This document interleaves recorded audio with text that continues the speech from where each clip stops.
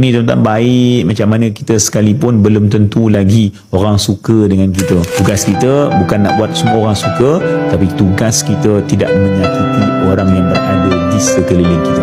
Itu penting tuan-tuan. Saya tak mampu tuan-tuan nak menggembirakan semua orang. Saya tak mampu nak puaskan hati semua orang tuan-tuan. Semua orang ada cara masing-masing. Cuma saya berazam saya tidak akan menyakitinya. Menyakiti kita boleh kawal tuan-tuan, tapi nak memuaskan tak boleh. Buatlah baik macam mana sekalipun tuan-tuan. Kalau orang tu tuan-tuan memang tak suka dengan kita, nak buat macam mana? Janganlah terhegeh-hegeh nak menyukakan orang kepada kita. Nabi SAW sebaik-baik makhluk, sebaik-baik yang mempunyai akhlak yang paling mulia tuan-tuan, lembut Nabi ni pun orang tak suka. Sebab apa? Nabi ajar kepada kita, kita tak mampu nak menyebabkan semua orang suka dengan kita, tetapi kita mampu mengawal daripada menyakiti mereka. Kita boleh tidak menjangkiti, tapi kita tak mampu untuk tuan-tuan membahagiakan semuanya.